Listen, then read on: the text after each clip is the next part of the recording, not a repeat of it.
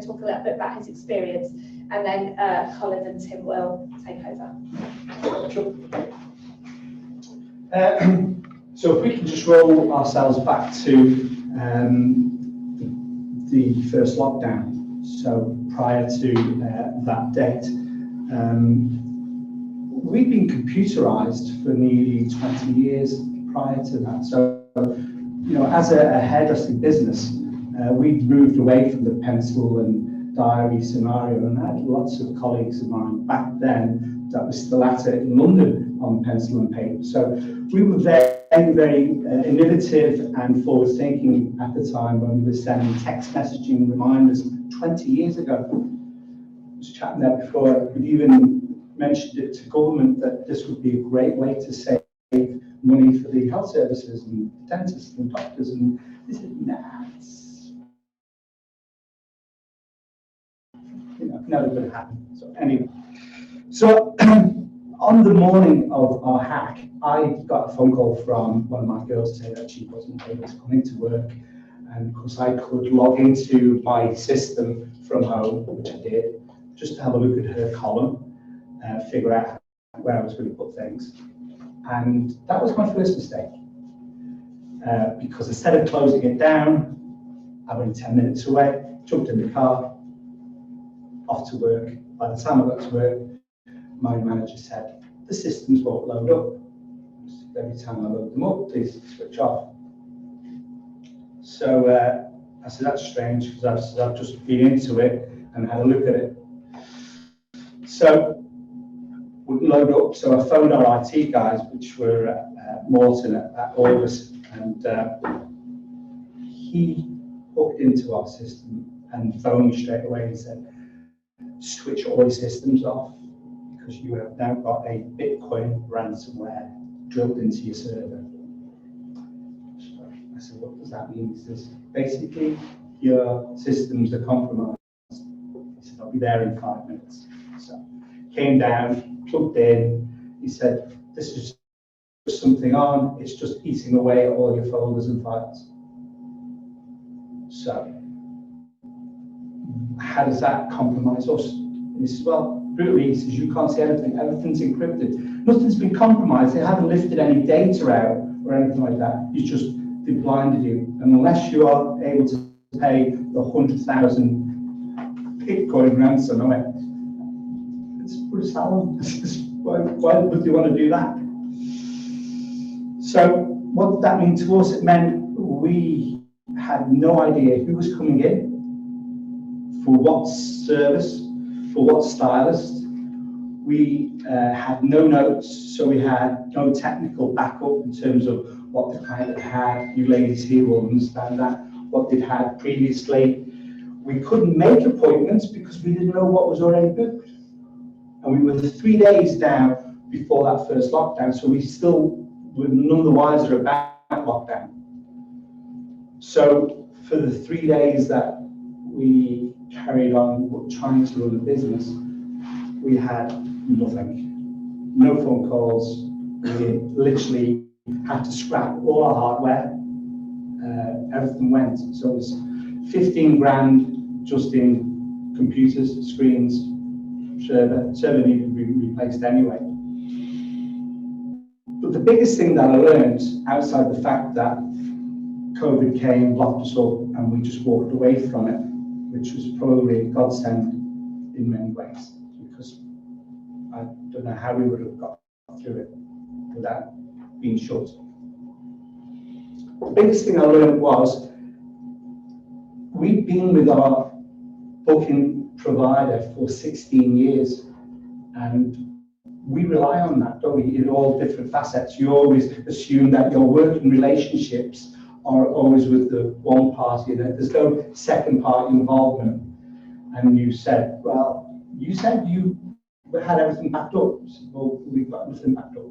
I said, so you've got no idea of what I've been paying every month for.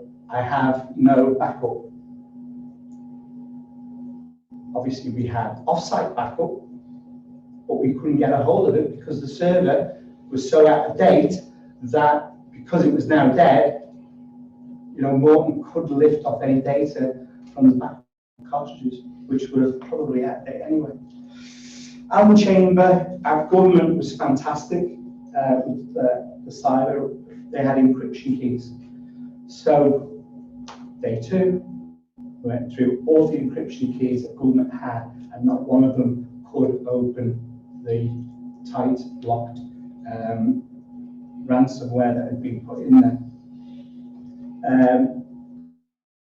Interpol had a little go, so they tracked the IP address to somewhere in Bologna. Well, that was great. But it could have been somebody sat outside in a car. Because that's how clever some people are. And these kids, unfortunately, are fantastic. They're one step ahead. So, yeah, I learned that before I get involved in any second party relationship, certainly to support the business that we run, I need to know everything about them. It took me 90 days of that first lockdown to completely rebuild the infrastructure of our business. That's booking systems, the different levels of stylists, the pricing, all the service categories, subcategories, all the stock. I can't begin to tell you, people laugh when they say 3 months, seriously, and I said, it was the first week I was at it day and night until the wife said, come on, you know, this could last for a long time. And so I put it back to 5 hours a day.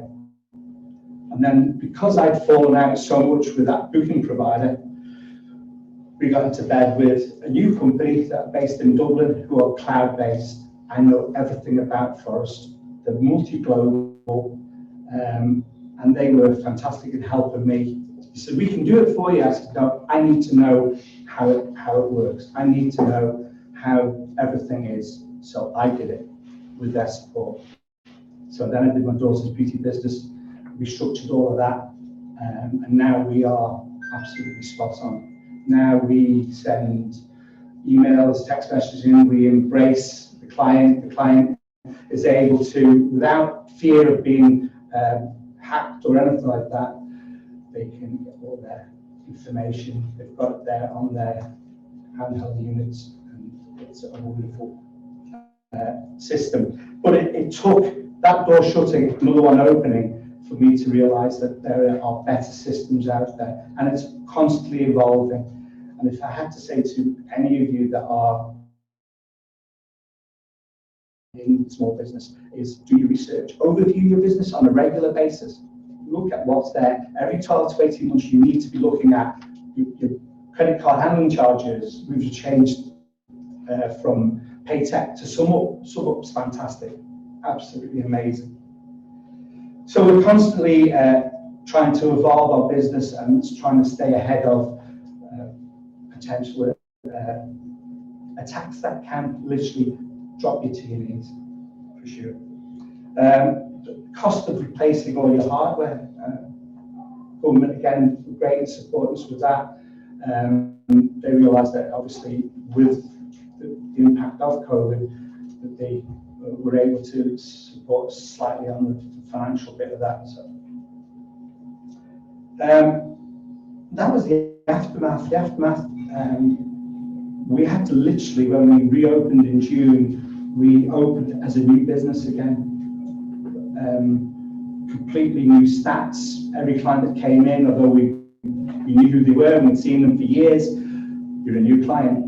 Let's start again. New information, new data, new everything went in there. And it was probably about 3 months before they started, you know, that turnaround coming back in. So it took about 3 months to build the database up again. But we couldn't even take a bill. You know what I mean? It's like 3 days and we couldn't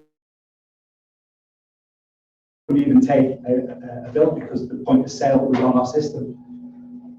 So 3 days, no income. So if you had, let's just pretend COVID hadn't happened, you hadn't gone into lockdown. Yeah. Do you think what the cost would have been to your business? Because you would have had to close, wouldn't you? We would have had to have closed, definitely. Yeah. We could not have opened as we were. We had access to our computer in Walpole Avenue in our town centre salon. We unplugged that on day 2, just so that we they had separate clutch of clients. Because it wasn't cloud-based, clients that went to Walpole Avenue went there. So if they'd never been into Castlemona, into our main salon, we wouldn't have any data for them. That was a problem of it not being cloud-based. I can take a bill on the phone now, on an iPad. You know, it doesn't matter where I am. I can look at people's notes.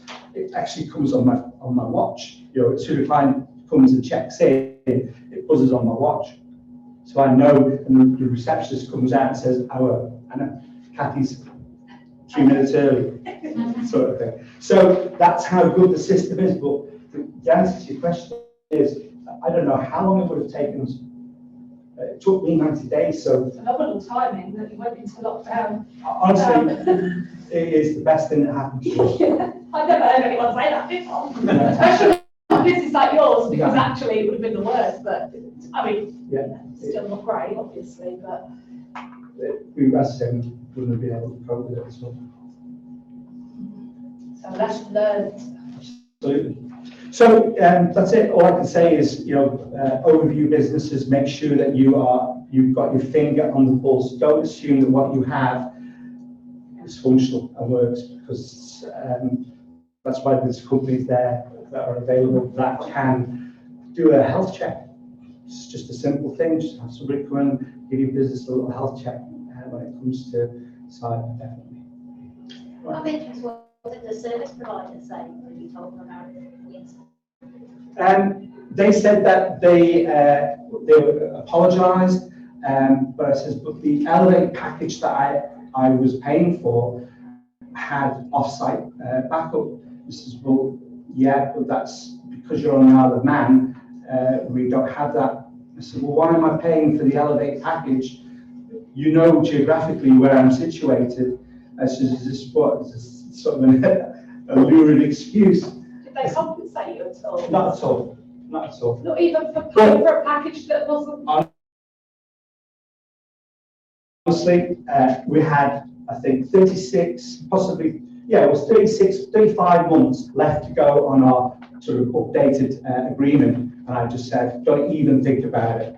Don't even think about it. I said, I ripped it up, and I posted it to you in bits. And I did. I literally ripped the contract up, put it in an envelope, and posted it. And that was that. The guys that I deal with now at Forest are fantastic. And I can't speak more highly of them. It's, they are superb. They have immediate contact, immediate support, anything at all that doesn't appear right, they're there straight away, and they can hook into it. The one downside is our online booking systems. You pay for it, obviously, a deposit, but it's held by a company called Stripe. Stripe don't function on the Isle of Man. So what they do is so you pay your deposit, so you're like 60p or something like that, and it's their handling charge.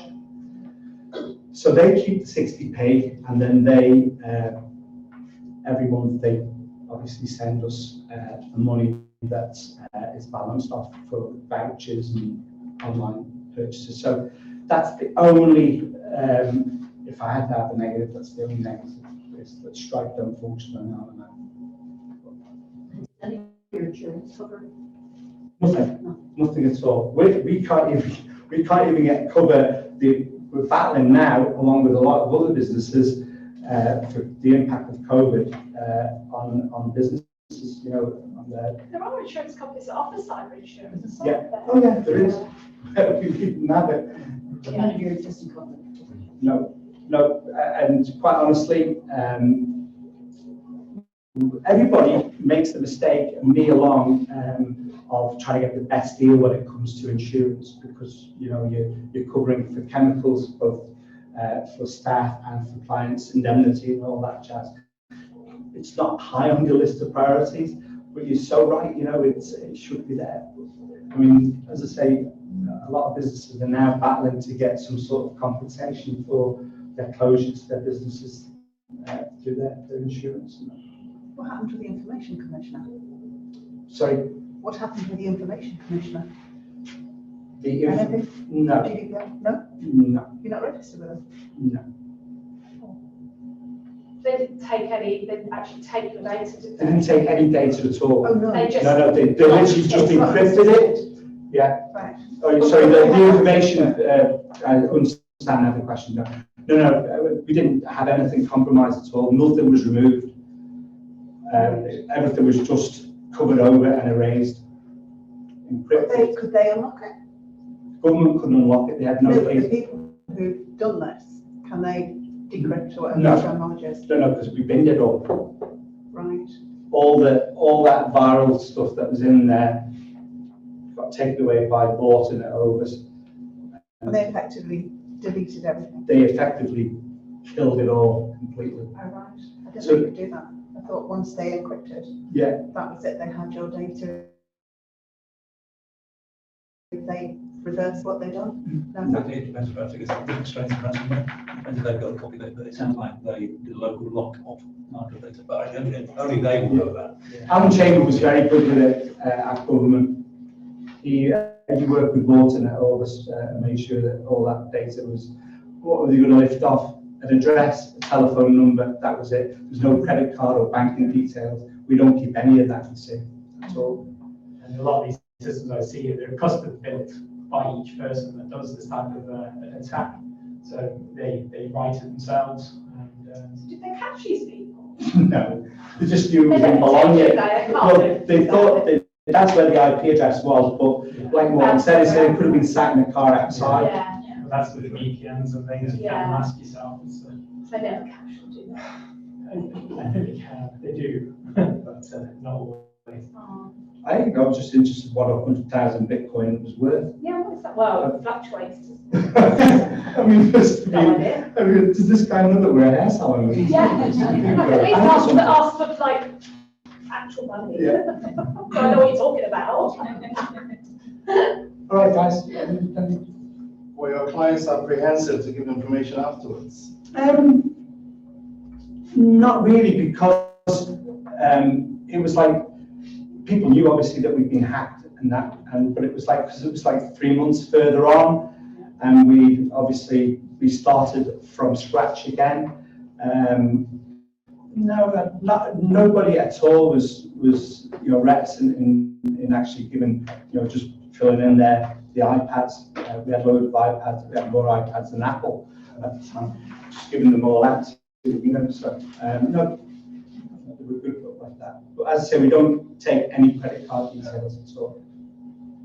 Yeah. Alrighty. Cool. Okay. As I say, thank you. Thank you very much. What do you say, how are you? Skedaddle, if I may. That's right in there. It's kind of a small flight. So, thank you indeed for your time. Cheers. Thank you very much. Thanks.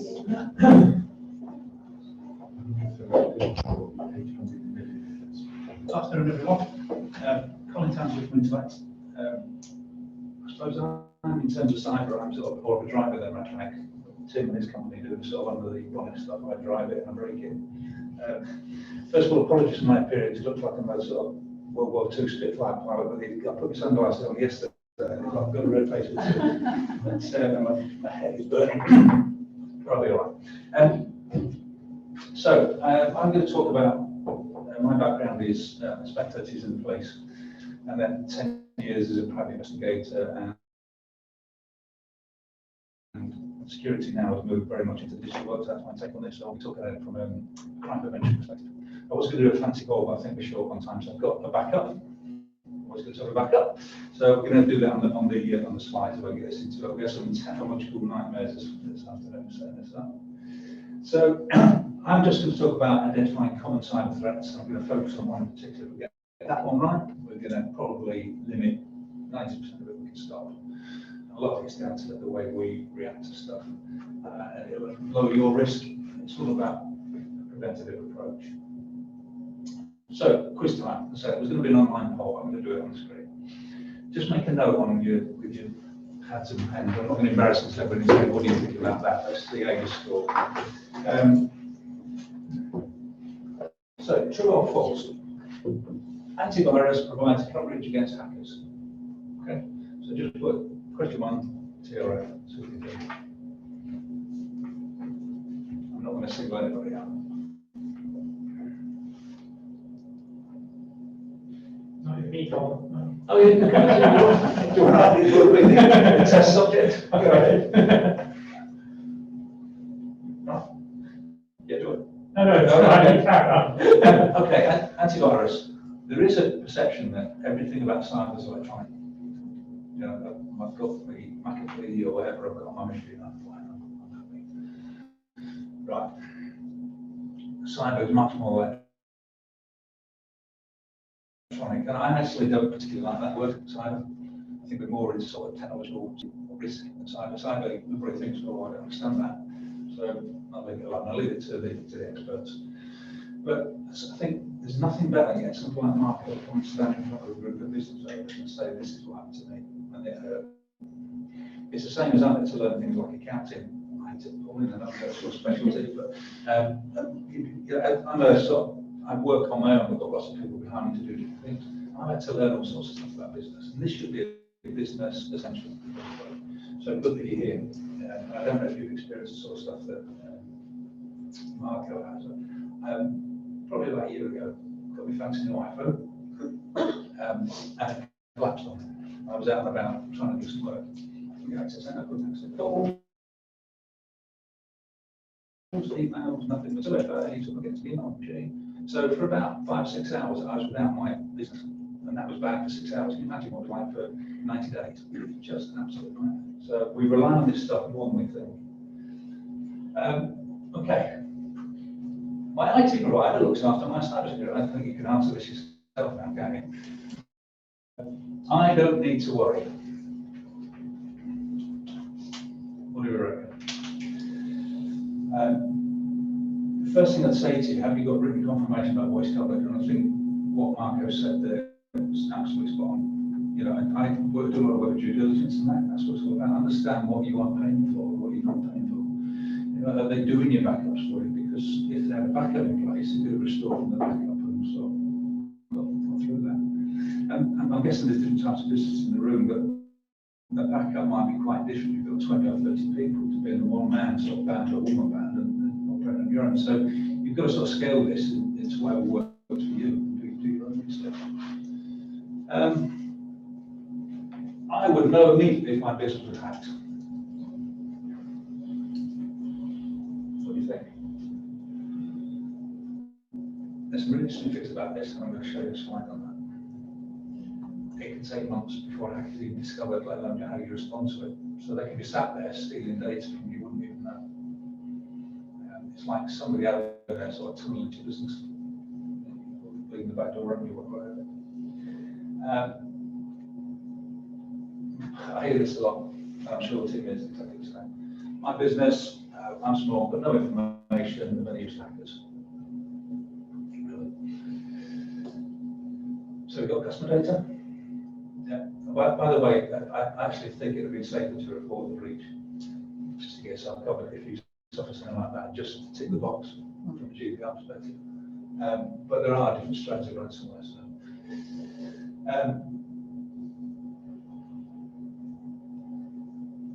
What do we think? I am mistrustful by nature. This is a question for you. You trust people or not?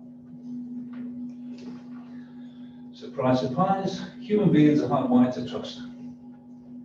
We have to have it engineered out of us. That's why having spent 30 years in the police, it takes me a little while to trust anybody. But so I'm naturally suspicious. But that didn't come easy. You know, as a kid, I was born. We trust things. If I came in here with a police uniform or a warrant card and showed you that, you would trust me instantly, because no, I could be impersonating anybody. You wouldn't necessarily know. You just assume that authority. Got to respect authorities. That's where we are. And it's even worse online because we see these emails coming all the time, and we trust it. Or we're curious. We click on things without thinking. If we engineer that out, we can get rid of all this stuff. Does that make sense? Anybody clicked on an email just out of curiosity? That's what it's about. Nothing will happen. Just click on it. And get all the dancing babies on the screen and all that sort of stuff.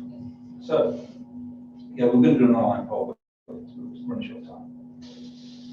Okay, the UK threat, and this is some study, this was a study done by IBM, who are pretty good on this sort of stuff. And they would say to the average cost of each record taken in business damage is £150. So what's the record? Do you think a business record? 50 cents was a phone number, I guess. Yeah, or email address. So every, I don't know what Marco had in his database, I don't think he specifically said that, but he just had that. It's unbelievable. The average overall cost for data breach to a company is £211,000. Now that's an average, and that'll be.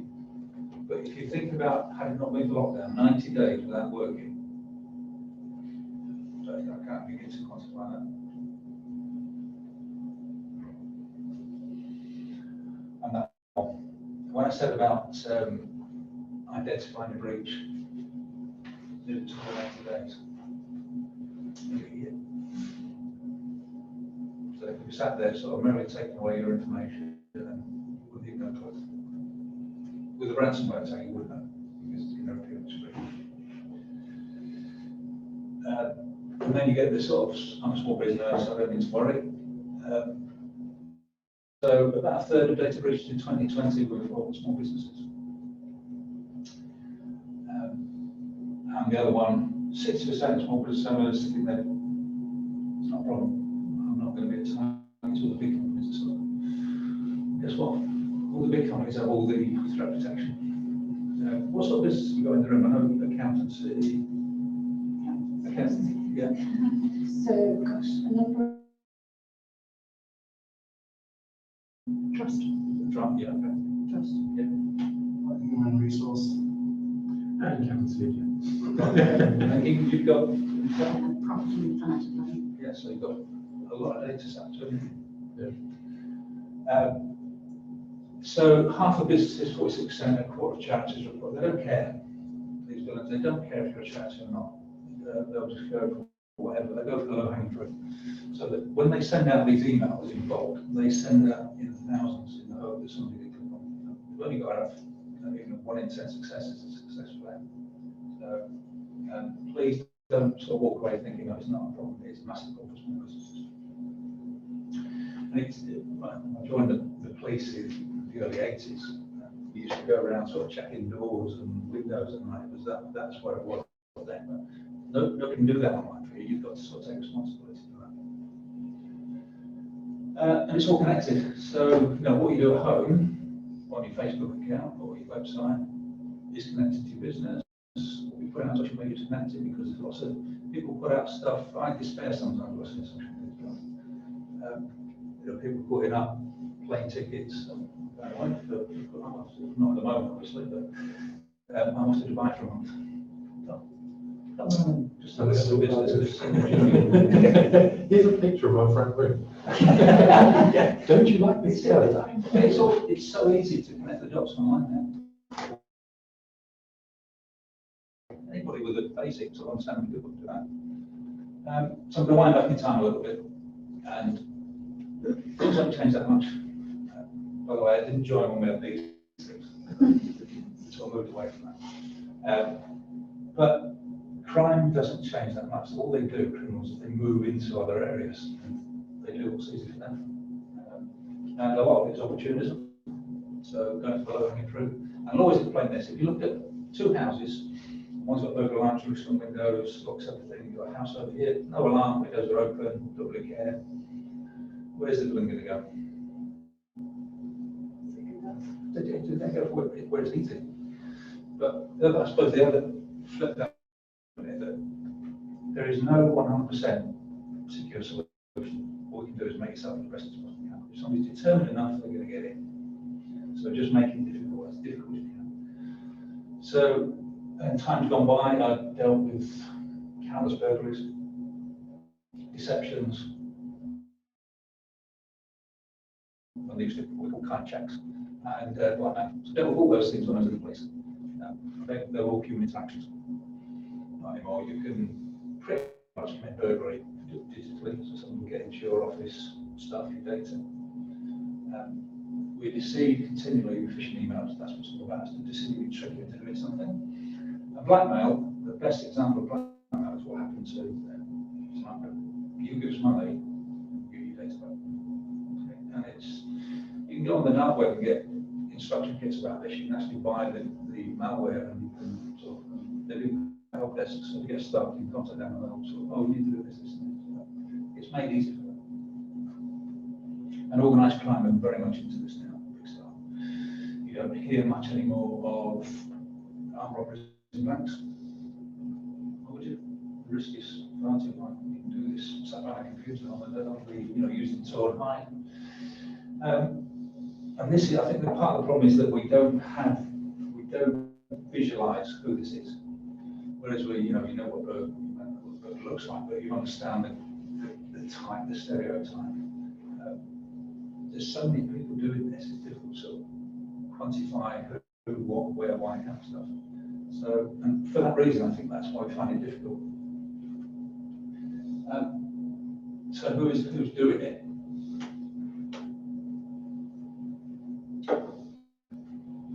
International and local. I don't know if did you read that was on social media about the Russian submarine, the Irish Sea?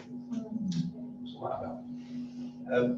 But there's some suggestion that the Russians will go around trying to intercept the cables, because the internet is cable across the sea there. So are they playing with the other man? Who knows? But it's all over the world. It's local. There's probably kids here doing it. It's both organised and disorganised. There are certain types of characters that get attracted to cybercrime. When I was at FACT, but we dealt with a lot of online copyright stuff. And a lot of the kids we dealt with were actually autistic because they were attracted to complicated sort of puzzles, and this was the thing they did. So individuals, groups, nation states, without doubt, the WannaCry ransomware was sourced in North Korea. They can be technical and non-technical, because you can go online and find out how to do it. They can be very clever, but they also be very stupid. If you've ever heard of the Silk Road? Yeah. The guy who ran Silk Road, which was a dark website where you could buy pretty much any criminal enterprise or drugs or guns, whatever you wanted to. He used an nickname. He used it for years. He left that on the surface. And eventually they joined up the dots and sourced it back to him, just basically intelligence. So they do get caught sometimes. And that image, again, not obliquely, but people get that, probably not very many. Got this sort of image of all the images you ever see, the stock images. So I'm just going to run through some sort of cyber awareness then, things we should be thinking about. I didn't really want to use the phrase new normal. This is where we are now. Our lives exist on these devices. But maybe that's a sort of better picture. Apologies, that's a lady. It's not necessarily the case that it might be a lady looking after the kids, but that's the best one I can get. But where I'm going with that is it's easy to be distracted when you're doing this stuff. You know, things are going on and we're sort of listening to calls and answering the phone. And it's so easy to lose your concentration. We need to concentrate on what's going on with us. Because, so in 2021 so far, 5 billion data records have already been breached. Business email compromise is on the rise. So that's where somebody's got the login details from your email. Imagine somebody getting into your email and then sending off the emails to the people, or getting access to pretty much your whole business. So there are ways you can protect against that. Ransomware still going, that will continue to be a significant threat. It's easy for them. But also don't forget, these things are computers as well. You click on a text, it might open something into you, introduce you to your device, but introduce you to the network. So be wary of text messages. So this is the bit, if we get this right, you know, we can actually make it so much easier for the likes of Tim. We can sort of concentrate on all the really important electronic stuff. So this is about where we need to start thinking. So if you can get the first thing, you get an email that you're suspicious about, it will always have some sort of sense of urgency. You need to do this now. Or urgent ASAP. Those words will be in there, and that is designed to trigger you into panic. Okay. Often whole host of words, pay, invoice, manage, confidential. If it says confidential, do you open it?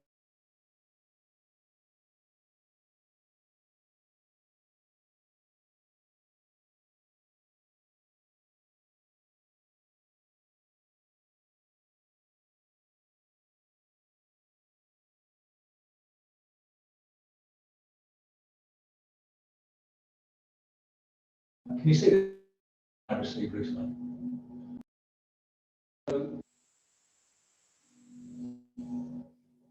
Right, did I say something? So somebody click on there, somebody click on there. You've got the words ASAP and it's top urgent. Best regards, Roy Kane, Parts and Procurement. Right. Now, I don't know if it's disabled, isn't it?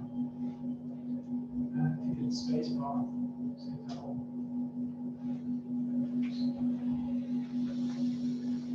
The recording is obviously Yeah. within that. Oh, I see. Yeah.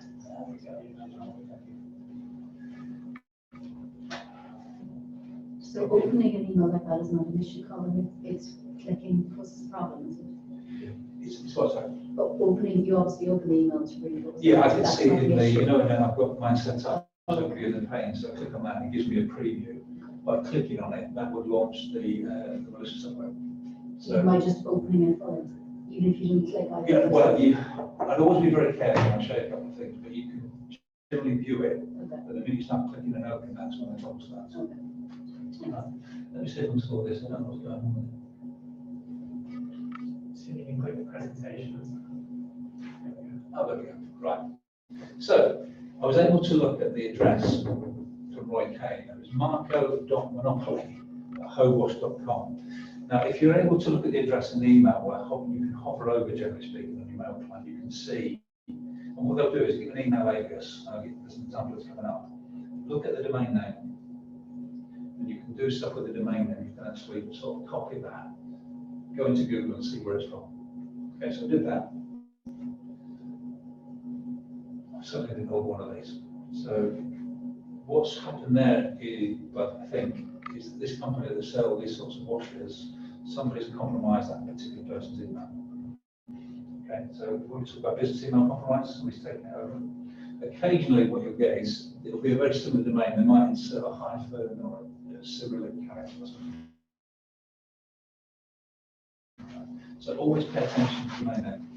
You can either try and visit the website, or you can do what's known as a whois check, which is to see whether the domain is incorrect. This one was doing the rounds recently, and I got one. I always, again, click here to parcel. App Courier was able to deliver, so you need to do this. Just again, somebody send me a parcel. So that's what's DVLA, that DVLA, HMRC, anything tax, gets people panicking, doesn't it? And you've got here, routine checks, transfer regularities, so you should panicking. Manage my driving license. Click on that, you're going to kick something off.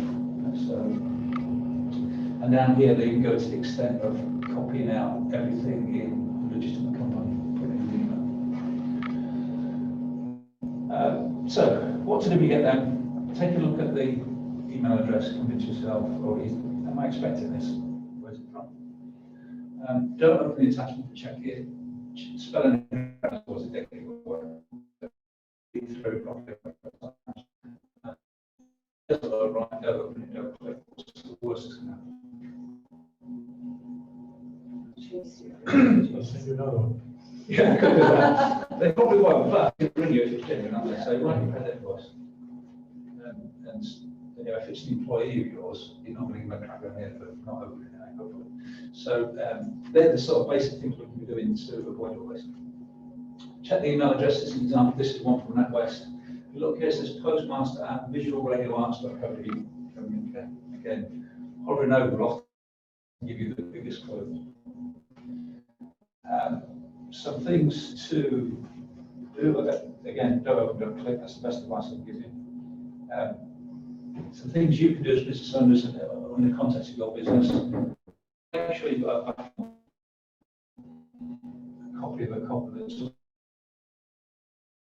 about backups, not backups, unless it's backed up too, really. So if you've got important documents in your small business, then put it on another detachable drive somewhere. Think about what's going to work for you. And think, do an audit of your business documents. Think, what could I not survive with? So, but there's all sorts, and Tim will know that, touch on that, talk about the intervention you can do. Other things, that is one of the best ways of avoiding business in non-compromise, two-factor authentication. So you go to log into your email, on your phone, you enter a 6-figure code. It's just like verification, so, oh yeah, you are, yeah, you're allowed it. That's the best way to think about it. Understand where your data sits. You've got it. You can't respond properly to a cyber attack. You don't know where the data is. Backups, we said, just re-emphasising that.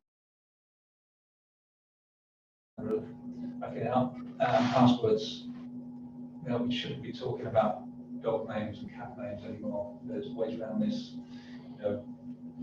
Password. There's still people who do that, I guarantee. And they will guess their way in or they use what's known as a dictionary attack by throwing common words at it to get in.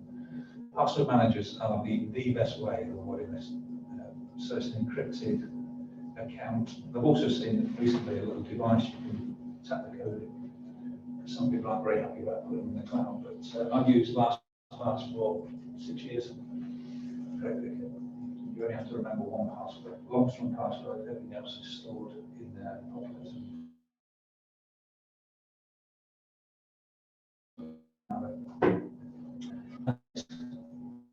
If you're or if you're into the reason it's happening is because the security factory is saying running this for me. To do this now, and then it will make it less easy to replicate. The longer you leave your device without that update, the more vulnerable it becomes. I know it's fine, you've got to turn the machine off and watch it go through, and you can set it up to do it automatically. Sort of like working hours now with Windows and other and Mac. So updates are really important. Encrypted email is really good. You have to do it for everything. Certainly recommend it for sensitive data. But the biggest thing, educate you, keep up to date what's going on, educate staff. Once a year get trained, things change. Every so often, just put yourself into Google and see what comes back. You'll be surprised. I run courses on due diligence investigations. We've had people in the class, there's a LinkedIn account there, I've never had a LinkedIn account. And somebody sets up a LinkedIn account in that person's name. So, and that can be used alongside identification. This is really the title. I'm in Portal, so you put your email address in there and see if it's been breached. That is now, I think FBI actually are doing some work with the guy who made that particular site and built it. It's going very well. And finally, on my website, I have a system called Iris. We do a risk assessment. You can do it on your own. You can take you through it, get yourself through it. There's a cyber risk comprehensive, you can DIY for about £20, or we do a support call where we'll come online and sit you through a Zoom call. On the site, it's £199. As chamber members, I would do it for £99, and you get access to encrypted email credits and one information security level. So if you're interested in that, take my card, drop me an email, I'll arrange it with you. Because you don't know what you don't know. And they cover 6 specific areas from the profiling business right through to your premises as well. It's much bigger than elections. Okay, I think what we're doing in terms of questions is we're going to do the end. Yeah, Right. that's right. Yeah, absolutely. Right. Okay. You on there? Yes, we can.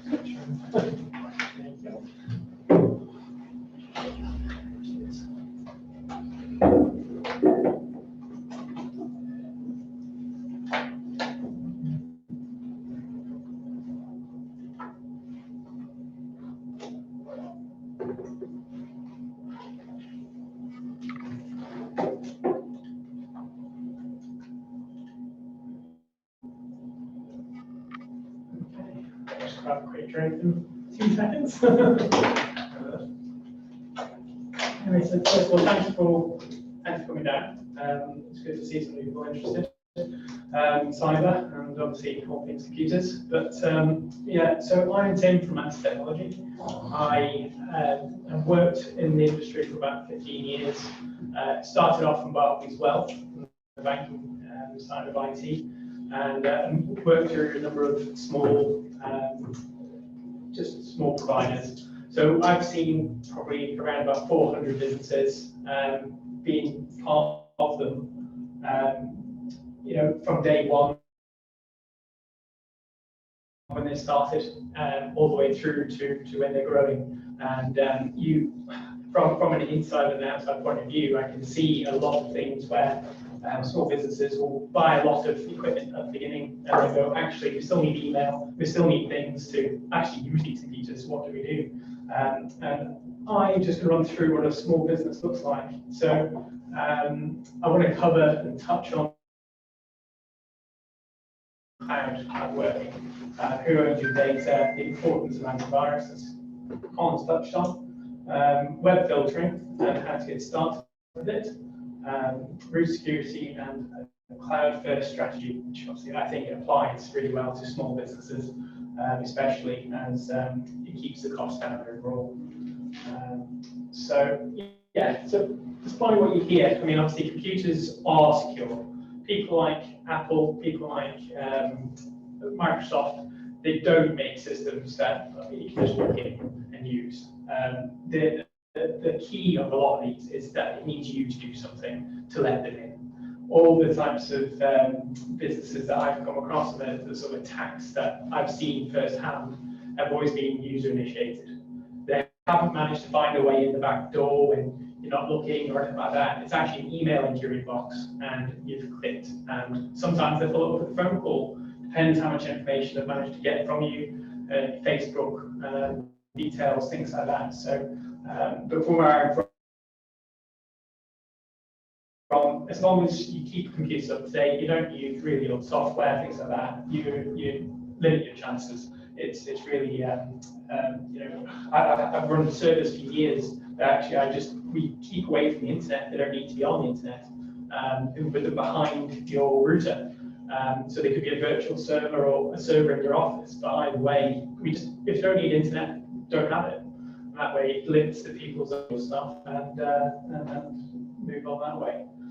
So yeah, check the web page addresses, as Colin mentioned as well. You know, we're all guilty. I do it all the time as well. When you're thinking, oh, what's that business called? I'll just quickly Google it. The first 4 adverts, the first 4 results are usually adverts. They say ad next to them, and actually adverts are not vetted by anybody. Google let anybody buy an advert, and if they report it, obviously they'll take them down, but you've got to be careful. So underneath the adverts is sort of my big advice would be on this one. Go on. So what a good small business setup looks like. So from my perspective, this is I mean, a lot of the businesses on the island, according to this statistics published, are between, I see 73% are between 1 and 5 people. So you're small businesses. You know, small businesses often don't have the same budgets and things that you can do with large businesses, but there are ways to limit your chances still. I mean, Mantis, over the last 3 years, we've really been looking very closely at software. We're looking very closely at the vendors that are making progress, and we put together a suite that complement each other to make sure you're as protected as you can be, just to make sure things are backed up regularly. I find automated backups are far more powerful than having a USB stick, you know, just because we could forget the USB stick. I wouldn't say it replaces it. You still want to have the USB or something like that, so you have your data on hand. There's obviously a lot of cloud backup systems. You have to download your data again. It's there, but it's going to take a little while to download. But we're talking hours, not days. So it obviously depends on the amount of data you have. And as a Microsoft partner, I supply a lot of the Microsoft framework things. I've used it for a long time. It's backed by Microsoft. We've got a lot of resources, and they give you a lot of tools that you just need to grab and use and implement to make sure you are protected. And that's what we really help because we sit with a small business and we will go through it. And depending on your use case, we'll actually tailor it to you. So there's hundreds and thousands of settings actually in the background of a lot of the systems, and you've got to tailor them, because if you turn them all on, all of a sudden you'll not be able to work properly. You know, there's lots of inconvenience that comes in with turning on all the features. So you've got to pick the ones that really are down to your risk case. What are you, particularly with the data set you're working with, what are you scared of? And we can help tailor that down to make sure that's covered. So identity management. So in the 365 Microsoft world, this is your email address. So I often see businesses running everything from a free email address that came with my web developer. That's, you know, at the beginning that might be good because of the cost, but actually using something like 365 has a lot more encryption as standard. It has more complex logins. Two-factor authentication is supported straight away. So as soon as you set up a new account, as a new user, we add a new user. You log in, it'll go through setting to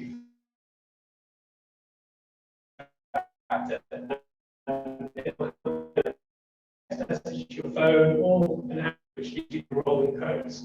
So that's really the basis of identity management. That's what it's about. And then the flip side of identity management, of course, as an IT manager or yourselves, as we can put tools into your hands to actually help do this yourself, depending on how confident you are. We'll obviously train with you. You know your business better than we do. So if you think something's wrong, you can hit the button and it counts. So in the cloud world, that means if somebody has got that password or something's happened, you can put a stop to it right there and then. And we can then assess it afterwards and see, well, what had happened?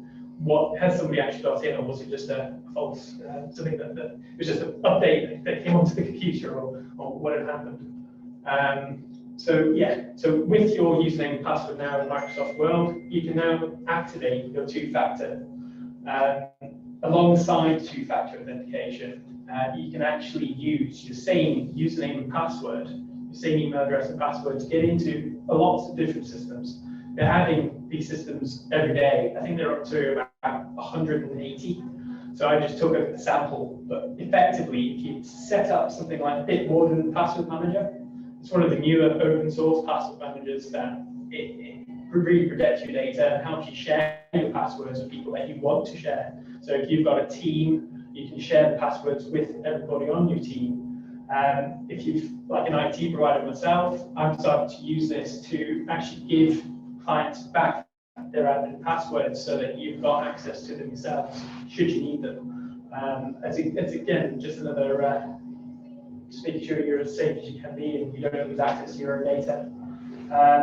So yeah, I mean, that's a really powerful way. Obviously, if all your systems are behind your same username and password, let's say, for instance, you have an employee leave or something's happening, you think, oh, what did they have access to? Which account?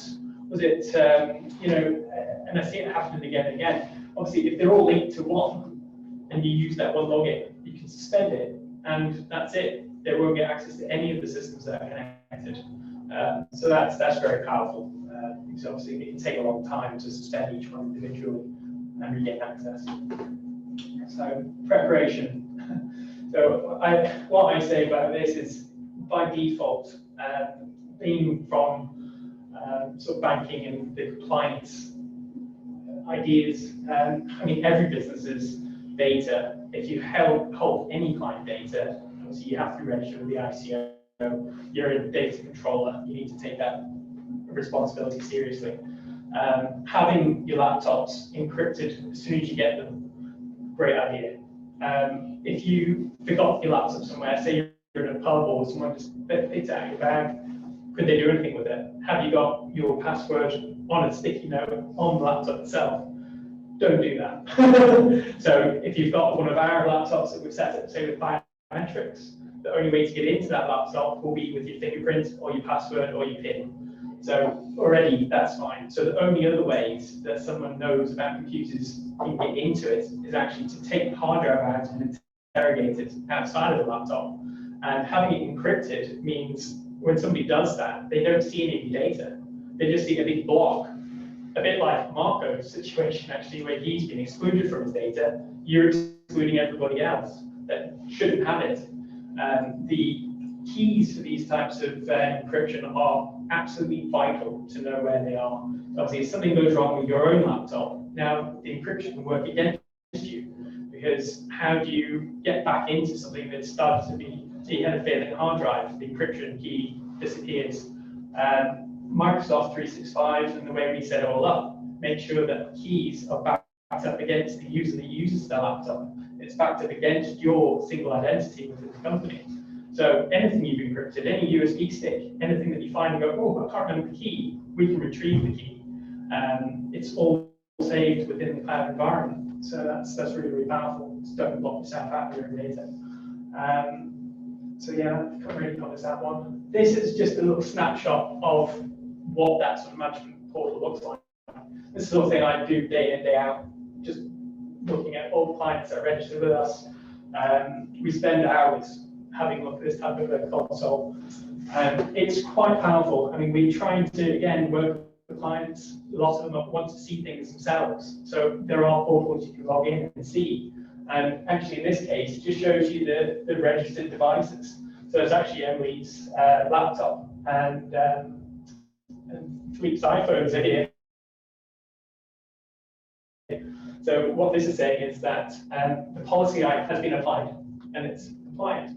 So the policy that goes behind these could be anything from, I don't want the webcam to work, to I need the hard drive encrypted, or I'm not going to allow people to email out to the company. It could be any of those types of things. And it'll tell me straight away if I couldn't apply anything. And it'll tell me what it was within this portal. So it's very, very powerful. So once we sit together and we come up with that, how do we lock ourselves down? That strategy for us, we can make sure that applies consistently across all your devices, which is key. You know, there's no, if you have a new one in and, oh, we'll do that next week, that's too late. We need to do it from the beginning and to keep you protected. So this brings me on to backups. So backups are obviously essential. Things like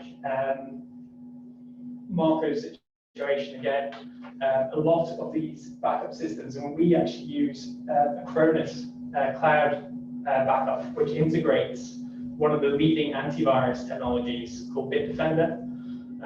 So within a backup, you're also getting an antivirus that's actively checking your computer. And what that enables you to do is to things like ransomware, something you did click on something and you go, oh no, this type of a system will actually interrogate all the processes that are running. And if it detects any of them are actually encryption processes, so they're actually starting to try and take your data away, they will stop that process in its tracks. And actually, Bitdefender have sort of one of the largest retrieval keys for these known encryptions. So they would work very well with it, and they're a phone call away from us as a partner with them as well. So we've got access to all that type of technology to make sure that we get you back running within days, not hours, or not months. It's a case of downloading a copy of your data. The Acronis system not only protects your laptops, it will also encrypt, also protect, all your emails in the cloud. Is anyone here on Gmail or G Suite or 365? Yeah, cool. So this type of a system will actually log in, and it can keep a copy of all of your emails, all of your OneDrive. So if somebody actually went in, right-clicked something and deleted it, you just tell me where the directory was, and we'll put it straight back. And because it's client to cloud, so this means you don't have to download it yourself. It'll just appear and actually be pushed out to your laptop. So this reduces recovery time from days to minutes, depending on if it's an email or if it's data in your OneDrive. We'll just put back what's needed, or if it's a complete restore, we can actually delete Microsoft 365 altogether, create a brand new account, and restore you back so that you're up and running as fast as possible. Obviously, it just depends on, there's lots of options. It's good to have options in these situations. So yeah, that's just covering off some of the other active protection. This continuous data protection is actually something that's tool within the Bitdefender arsenal, and that actually keeps a copy of everything that you've been working on in memory off to one side. So if something starts to happen, we can actually roll it back. We can even roll back in cases where there's been a bad update, say Windows have pushed something out too soon or pushed it to your device when actually it's not compatible. We could just roll it back to where it was, even when Windows itself says, sorry, unable to roll back, we can do it. And so that's a really powerful thing to be able to do. I like to make sure all the clients get onto that. So identity management, I mean, this really is for large companies. I'm just going to skip over this one. It's a case of servers in-house now can actually talk to your cloud identity, your one username and password. If you've got a Microsoft server in-house as well, you can join those two together. Really for small businesses, I would recommend cloud first, because servers obviously come with a lot of additional overhead and things, but there's solutions. If you do have a server but you don't want to stop using it, you can connect it to get the best of cloud as well as in-office security, so that all things make sense. Yeah, so as I said, this is what we end up doing. We try to sit with a few super users in an office. Everyone's got an IT guy in the corner, and you know, we can help make the IT guy, give them the tools that he needs to help you quicker, to reduce that time. So, I mean, you know, as you say, if everything's cloud connected and you're worried that a certain account's been compromised, maybe the two-factor authentication wasn't turned on it, you can just go in and quickly suspend that account, and it suspends within, it's an average of about 15 minutes, depending on when you do it, from the minute you click. So that's not too bad. And obviously, the quicker you can stop a breach, the better. So if it's yeah, so anyway, best practices for small business. So cyber policies, what we mean by that is the 365. Let's lock things down. Let's stop copying and paste functions. Depending on what systems you use, we can really tailor this to exactly the types of data you're just trying to stop. Moving from external systems, hosted systems, all the way through to your own emails. And obviously two-factor is key. Just have that on most accounts, even your Facebook, things like that, all supported now. Get yourself an app. I'd recommend the Authenticator app. Microsoft do one, Google do one. Pick one, and you can actually use that one for all your accounts. You don't need to download their Authenticator. Lots of people offer you their own one, but it's just really for advertising. They all work in the same way. So get one that you're familiar with, and just stick with it. You can add all your accounts to that. So who owns your data? So usually this is down to whoever has the card registered with your cloud account. So if you have a Microsoft 365, you know, set up by somebody who wasn't a Microsoft partner, for instance, they might be paying for it. And if you call the Microsoft and said, I need access to my account, it'll only be the person whose bill is, who's got the card actually in the subscription that will be able to talk with them, and then they'll just hang up otherwise. You know, we always share your admin accounts with you as well, just to make sure, again, you've got access to it should you need it. We'll always sit there and support you with it. Make sure that you're not left in a position you don't want to be in with them either. But it's always powerful for you just to have access to them. Okay. Touched on a lot of this, which is quite cool. Just conscious of time as well. I don't want to keep you guys too long. Yeah, so these ones, this is a very crucial point to make as well, is the bigger the cloud provider, the more resources they have to actually throw at their solutions. So they you know, there's lots of providers, lots of cheap web hosting and different things. They can do emails and do lots of different services, but they might not be, they won't have as much of a support structure as the big players. So again, that's why we like Microsoft, but you know, Amazon and Google also do a very good job with this. So, but yeah, all the terms and conditions have to be published, so they're in there.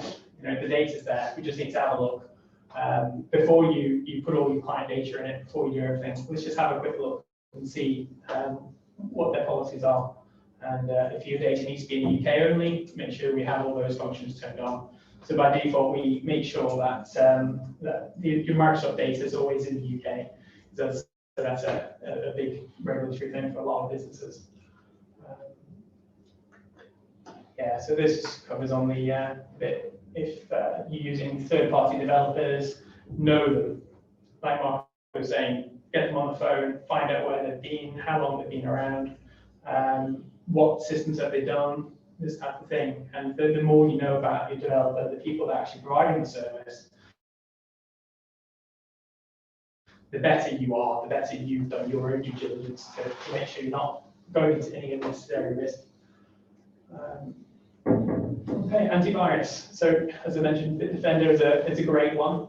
I would really recommend not using the ones built into laptops. Anything that's free tends to be behind by about 24 to 48 hours for any of the outcoming viruses and things that are being identified.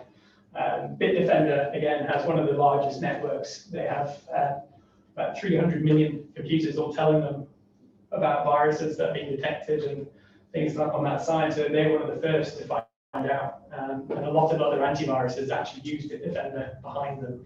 So you know, you're buying another brand, actually this is the one that they will use to do the scan. And funny enough, with the Apple backup system, antivirus, everyone thinks with my computer's going slow.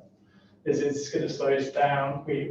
These checks are really essential. And if you have something like the cloud backup, the cloud can actually scan your computer files out of your computer for anything. So they can do really, really intensive scans, things that your normal laptop just wouldn't cope with.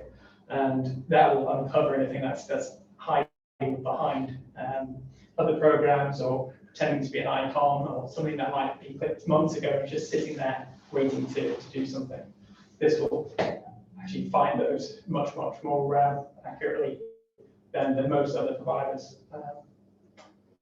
Yeah, password keepers. I mean, this is key as well. You know, the longer the password you've got, even if you do have two-factor authentication turned on, the better. In all honesty, I've got all my key accounts. I've got at least 20 digits randomized password. Just you cannot allow these accounts to get out. And the more you do with these accounts, the more powerful they become. The more data that's in them, the more valuable they are. So protect it. You know, if they've ever had a two-factor problem, anything like that, a big password just helps keep you safe anyway. So no matter what the issue is, it's always a good idea.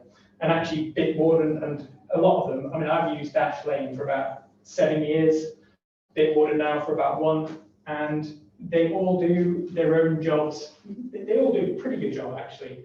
But it's getting the one that works right for you. Some of them can be really annoying. You just go, oh, stop telling me. I'll close that down now.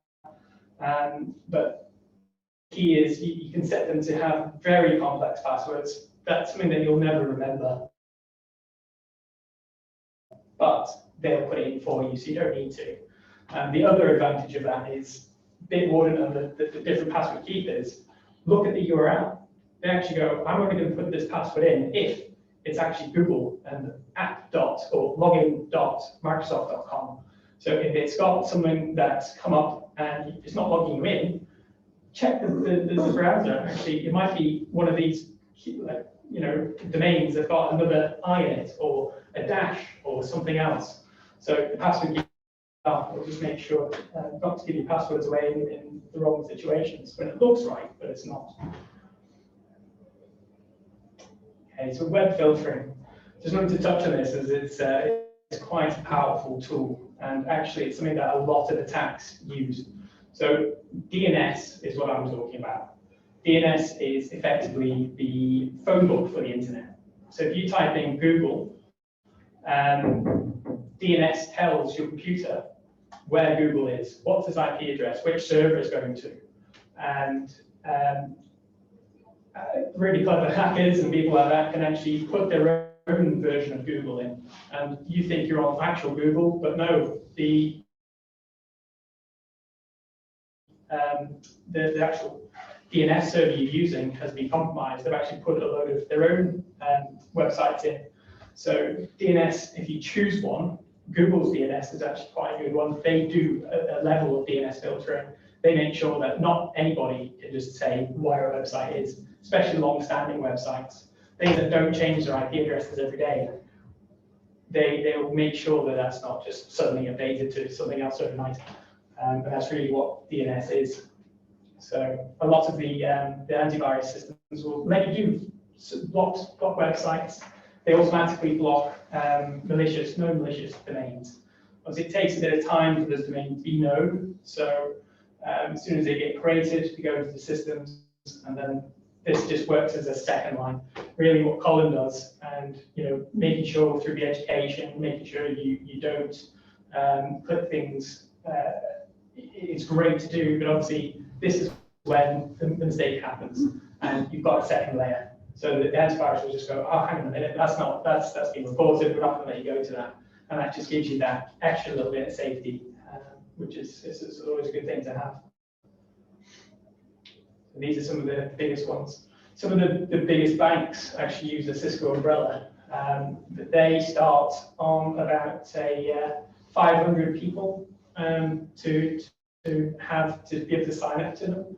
So obviously that excludes a lot of the businesses on the Isle of Man. So we have our own systems that we put together, and we can tailor them to you. I won't bore you too much, but if you're interested, grab me after this. Cisco OpenDNS. So this is a free one, actually, you can sign up to. Have a little look. You can get ones that are already set up, basically, for home use, for kids, for things like that. If you have this system installed and you set the settings correctly, all will happen is when they're trying to go to a page they're not allowed to, they'll get the Cisco page and sorry, that's a bad page, try again. And this type of thing can actually go straight into your router. So if we are managing your router or helping you with any of your router things, we can have to set this up. And that automatically covers all your mobile phones, anything that's connected through that internet connection. They all get filtered straight away. So it's an extremely powerful tool, even if they don't have antiviruses installed on them. This will just filter that straight away anyway. Okay, so routers, as we said, we just want to make sure routers are fit for purpose. They're up to date, just like your computer systems. These are computers. They've got a simple rule set to follow, and they'll do it to the letter. But you've got to give them a fighting chance. You've got to make sure that the routers are supported. A lot of the ones you get free, they've already been outdated by the time they're installed. So it's really worth investing and getting a good router. It also helps with flexibility. We manage a lot of routers, so we get reports back daily about what's been happening on the router. If it needs an update, if they recommended an update is coming up, we'll get advance warning. So we'll make sure that gets patched as soon as possible. Things like Marco's again, actually, quite often are down to things like a router where the rules have been set up years ago, and actually a lot of things have changed since, and those rules will be doing something other than what they're initially intended. So by rule of thumb, we tend to just close everything we can. If it's affecting your business, we'll obviously review them and make sure that you can get to what you need to, but really, you can close them down. They are the gateway between the internet and your Wi-Fi or your internal network. So if this says no, that's not getting in. And that's it, simple. And again, guest networks. So this is where you've all had it, I'm sure, when someone's come around, you've got your Sonos, and someone's taken over your Sonos. Well, this can stop that from happening. Because we can put your Sonos onto your main system with all your trusted devices, and then your friends are going around bringing in their virus-infected laptops, won't infect your systems, it won't affect your laptops, but actually things can hop from computer to computer. And with the guest Wi-Fi, it's available on most of the routers you have, all of the ones we supply. And that just creates a separate network. So you're both getting the same internet connection, but actually none of the devices can talk to each other. So it's a very, very powerful thing. Lots of coffee shops and things don't do this. You've got to make sure that they do, because obviously if you've got a point of sale, card reader or anything like that, you can unwittingly give your customers access to it by having free Wi-Fi. So this is crucial. As a small business, I mean, when I set up 3 years ago, the first thing I did was have a 365 system set up, because it provided us a central place to work, provided a backup to my laptop before I had money to pay for another backup. As soon as I've started working with people, we've brought on Emily and Philippe, and instantly I had a repository of all our data we could share with people that need it. You share the marketing details with Emily, all that type of thing, so she can take over those. And that's very powerful. You can use the tools to actually share your files directly with your clients as well. And it gets around having to email them. You don't have to send an email. You can send a link through OneDrive and say, here's your data. And you can restrict it to only being accessed by the person who you've addressed it to. So actually, when you've created your upload, you send it only for that person, and they have to do a little authentication on their side to say, I'll let you know, thank you very much. And they'll get a password or a code to enter to access it as they want to. Just make sure it's secure from the beginning. Yeah, and that's me. So I just want to say thanks very much. Hope I didn't bore you too much with all the details. Always look at this from the nitty-gritty, the actual elements that you use behind the scenes. So, you know, if there's any questions, good time to ask. Otherwise, yeah, just thanks for coming along. I was going to ask one, how can I trust you? Yeah. And one of my questions was about being regulated, but I spotted on one of your slides, you put you're not regulated. Correct. There's Why no is that? regulatory body in IT really. So cloud providers, IT companies, there's very loose guidance. And it was something that I'm interested in as soon as I created my own company. I was like, how do I get onto the preferred suppliers list, or you know, how do I show that that you know I'm taking all these elements and using them correctly? And it's a difficult thing to actually quantify. So obviously every IT engineer has their own experience. They have their own understanding of the got, and we try to get around it by double checking. You know, if we had worked with people like Colin, he looked at it from one aspect and we look at it from the other. And actually something like this could be really, you get the best environment that way, because you have somebody trying to break it and saying, well, actually that's a system, and I'd be like, oh, there's a setting for that. I'll just turn that on and we mitigate that. So it's you know, it really comes down to doing the research for the company, asking about previous projects, doing things like that. Yeah, I like to think my background has really helped a lot of businesses trust me and trust what we sort of bring to the table. But yeah, it is difficult. I'm not gonna lie. It's something that we're looking at, and we're still constantly looking at the providers that we use. We're constantly looking at the technologies we've got to find better ways of doing things. You know, and I think that's the hallmarks of really providing looking for. Are they continually looking? Are they checking? What they did 10 years ago, are they still, you know, just relying on that? You've got to ask those sort of questions. Well, what systems have you got? And, but yeah, it can be hard. And sometimes a second opinion is a good way to go. You just, you know, you can get a feel for asking a few people the same question and see the answers you get. You tend to get a feel for where they're coming from and what their knowledge is. So I think you've got to cut your cloth to the size of your business as well. You know, what sort of service do you want? Things like, I think Tim mentioned ISO 27001, Cyber Essentials. You know, do some stuff on Google, for example, Google reviews and all that sort of stuff. But I think here, people tend to know people who know people. That's the way the island seems to work. But they're not all hosting providers make equal. I think that's it. You've got to do your own due diligence. There is no regulatory place. Absolutely. And we've actually helped rescue websites and domains and things from people that have gone, oh, just give me everything and we'll get it set up and working. And actually, we'll claw that back and help you get your data and your website back and your domains back. It's one of the first things that actually web developers would ask for is the transfer of your domain to their control. That's something I would actually recommend you hold on to. You can actually give web developers just what they need to function for a website. They don't need the whole domain that controls your email and everything else, because you've lost control. You don't actually own it anymore. We offer hosting, but we also help people who want to look after their own domains and their own panel, and then we just look after the website. We can do things like that as well. So we just work really closely with you to get what you want. And retaining more control is a good idea, especially in these sort of situations where you go, well, that website's not really working for me anymore, but I've got a domain. I can go speak to a new person, have a website created in a few days, make it live. Without that domain control, they've really got you. So that's it. That's I don't know if there's any other questions for Colin or I.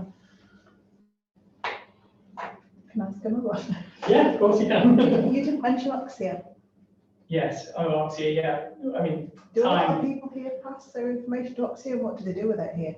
Yeah, I mean, it's a good question. I mean, they are they're really the Dial-a-Man's branch of the national cyber security people. So they're trying to help more as advisory and things like that. And from what I can see, you pass the information on to the Information Commissioner's office if you're dealing with data, things like that, and they will give you certain framework and guidance as to what to look for and what to do. And they'll give you sort of action plans and things if something was to happen, because it's always worth thinking about those things. And it's a valuable resource to look up. So if you get suspicious emails in, phishing emails, things like that, and I would automatically forward them to Oxia, then you get a quick email back saying thank you for letting us know. You never hear anymore, and I just wondered, the Isle of Man, are a lot of businesses doing that, or is it just a few? I think are they building it up? Yeah, to be honest, I think it is a few. It could be handled better. I find a lot of things they report it to the provider. So you can right click and say mark spam report, and then it goes back to your own system. If it sees it again, it won't let it back in again. And that's quite a good way. But developing these global guidance. The problem is that each email changes dramatically depending on they actually try to target people. They'll do research on you if they can, anything that's open in Facebook, and they can tailor it to what you do as much as possible, which makes it even harder to pick up. But that's where having a list of previous attacks isn't that helpful in a way, but it's good to make sure people know about it. So you're not compromising your machine by forwarding that, are you? Well, it's a good idea to actually take, what I would do is take a picture using a snipping tool or something on like a screen print rather than sending the actual active mail. And the reason being, on the other end, if they clicked it, they could actually be compromised by the issue. So you could actually be helping to infect more people. So what I would do is take a screenshot of it, attach it to a new email, delete this email, and then send that off. And the best information to have on them actually is as Colin was saying, you hover over, you can see your domain, you can see the bits. That's really good information to send to them. Yeah, absolutely. So. I think you'll find that the Oxia are aspiring to be the equivalent of the UK National Cyber Security Centre. I don't think they're quite there yet, but the UK NSC website is really good. There's lots of stuff on there. Plus, sorts of shapes and sizes of business, so use both. You can educate that sort of stuff.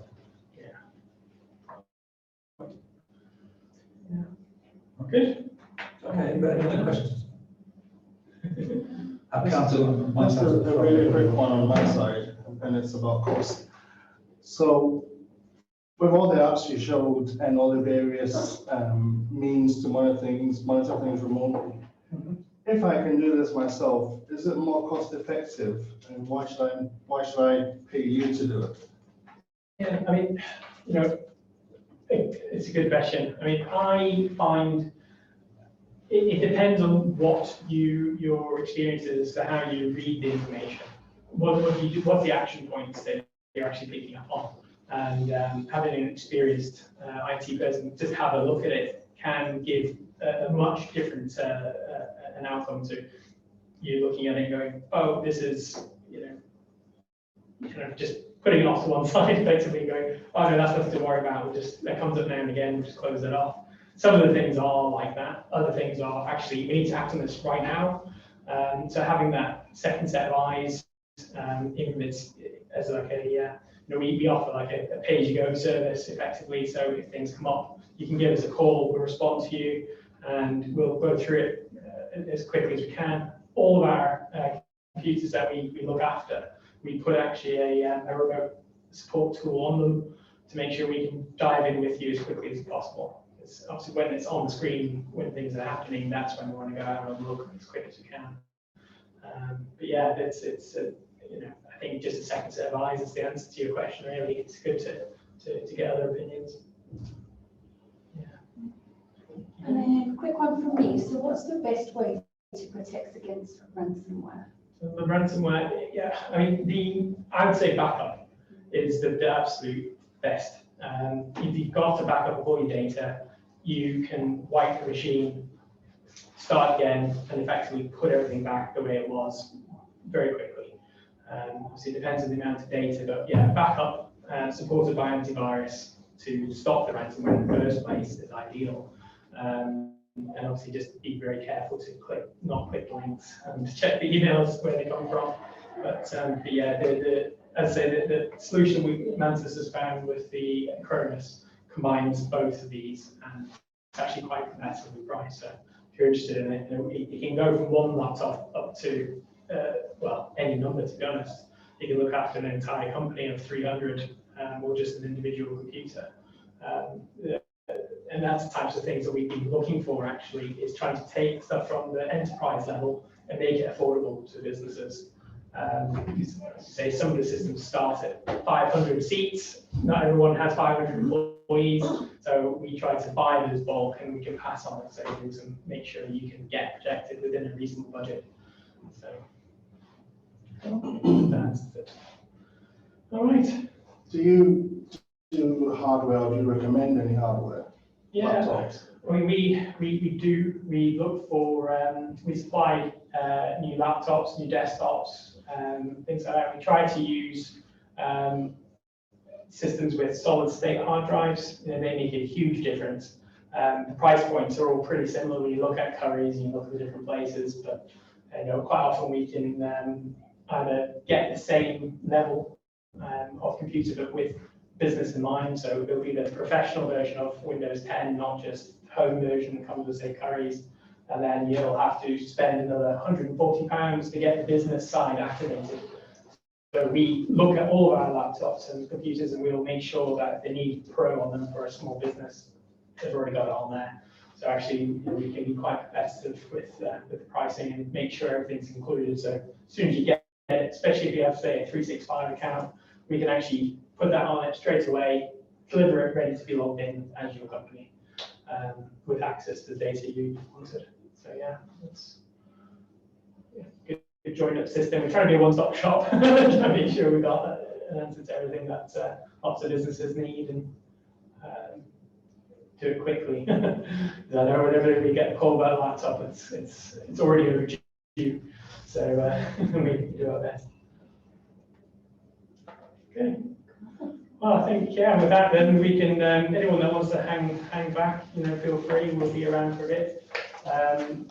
you'd like to leave any business cards or anything, just leave some on the desk here, we'll drop you an email just to say thanks.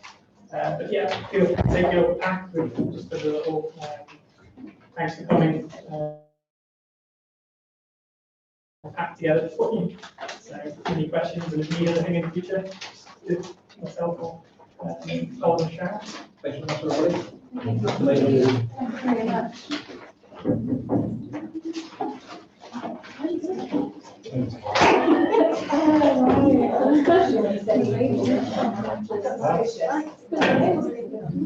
That's why I was 50%, I was like, but now I'm really